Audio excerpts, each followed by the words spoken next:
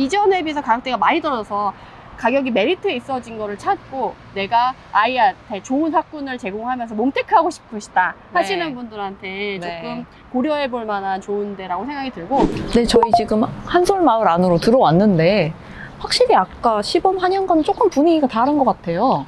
순회랑 서현 이쪽에 있는 애들은 재건축을 주로 하는 단지들이잖아요. 그리고 네. 물론 여기 한솔마을 4단지도 재건축 방향성을 잡고 가는 단지긴 한데 네. 아무래도 거기는 30평대가 메인이거나 이제 대형 평형이 메인이다 보니까 동강 간격도 넓고 단지 내 도로폭 자체도 좀 넓은데 여기는 15평, 17평, 18평 이렇게 10평대만 구성되어 있는 단지다 보니까 아무래도 동강 간격도 좁고 오밀조밀하게 모여 있어서 쾌적성이 좀 떨어지는 느낌이 있죠. 이 한솔마을이 있는 정자동 같은 경우는 사실 리모델링의 천국이라고 오히려 얘기를 할 수가 있을 것 같아요.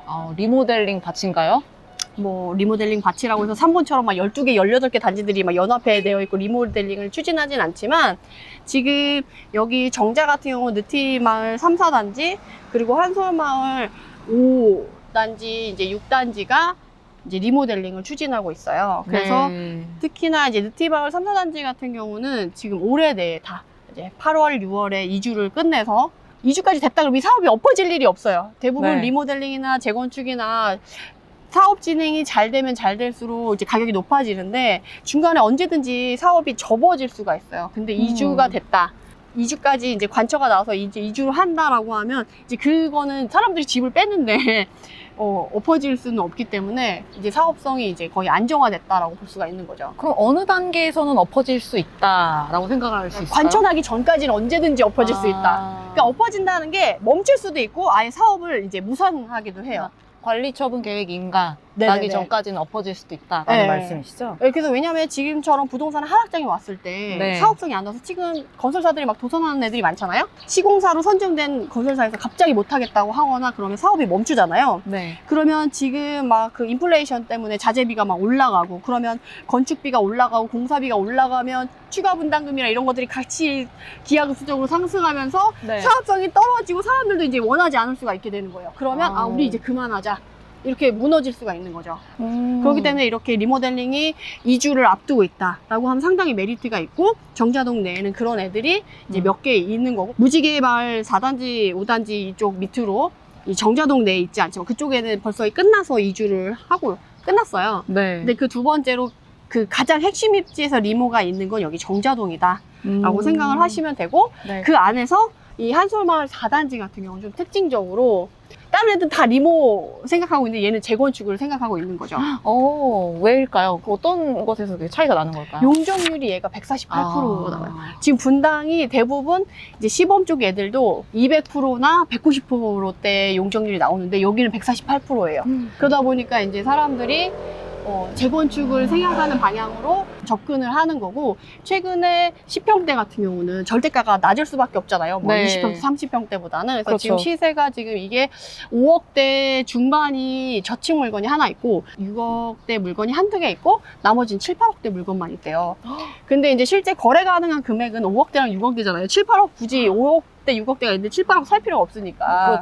최근에 신혼부부나 그 우리 강남 써먹님들이 투자를 위해 여기 단지 재건축을 바라보고 용적률이 워낙 좋고 대지 지분이 잘 나오니까 접근을 하시는 분위기고 거래가 최근에 많이 됐던 단지로 지금 여기 한솔마을 4단지가 주목을 받고 있다라고 생각을 하시면 될 것 같아요. 투자하시는 분들은 벌써 움직이셨다는 뭐 그런 얘기인 건가요? 그러면? 그죠. 이미 23년 1월부터 이미 1월부터 움직이기 시작했고 지금 벌써 5월이니까 가격대가 많이 움직였어요. 그래서 저점에 사신 분은 얘를 5억에 사셨어요. 근데 지금 이게 저층이 5.6억에 하나 있고 6억대에 있으니까 그럼 1억 차이가 나는 거예요. 몇 개월 만에. 그리고 여기 한솔마을 같은 경우는 4단지만 재건축이고 5단지 같은 경우는 리모델링 단지고 6단지도 리모델링 단지인데요.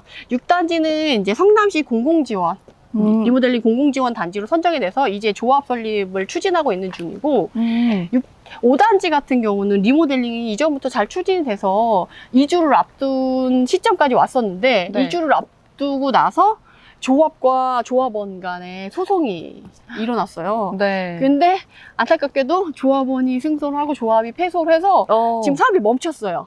사업이 멈춰가지고 이게 어떻게 될지 아직 더 지금 지켜봐야 되는 건가요? 네, 계속 소송 중이어가지고 지켜봐야 네. 돼서 얘는 다른 느티마을처럼 이주가 빨리빨리 끝나는 상황은 아닌 거죠. 그리고 요새 좀 재건축에 대한 혜택이 좋다라고 노후의 또 시티파법이 이제 혜택을 주다 보니까 주변에 5단지가 그렇게 해소되고 재건축으로 정자동 내에서 재건축으로 가겠다고 하는 단지로 이제 나서다 보니까 관심을 받게 됐다라고 이렇게 생각을 하시면 될 것 같습니다. 네, 메디테라님 3개 단지 둘러봤는데요. 각자 어떤 포인트로 보면 좋을까요?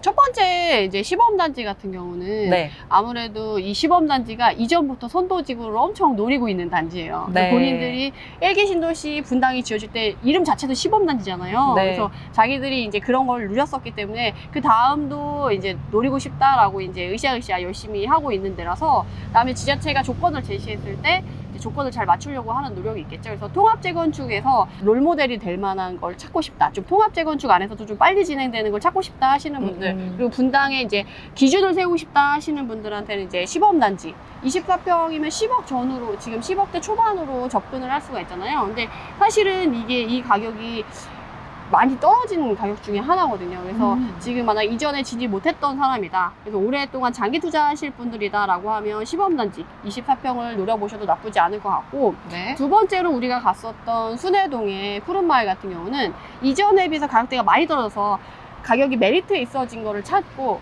내가 아이한테 좋은 학군을 제공하면서 몽테크하고 싶으시다 하시는 분들한테 네. 조금 고려해 볼 만한 좋은 데라고 생각이 들고 네. 분당에 다 10억 있어야 되냐 하시는 네. 분들한테는 소형 평형 위주로 접근을 한다고 했을 때 이제 정자동에 이제 한솔 4단지, 한솔마을 4단지 같은 경우는 5, 6억대로 접근이 가능하고 이제 전세가도 그래도 한 2억대 정도 되니까 실투금 한 3억 정도 가지고 네. 접근을 했을 때 장기 투자를 바라보고 이제 들어오시는 분들이 고려해 볼 만한 하나의 단지라고 이제 정리를 해드릴 수 있을 것 같아요.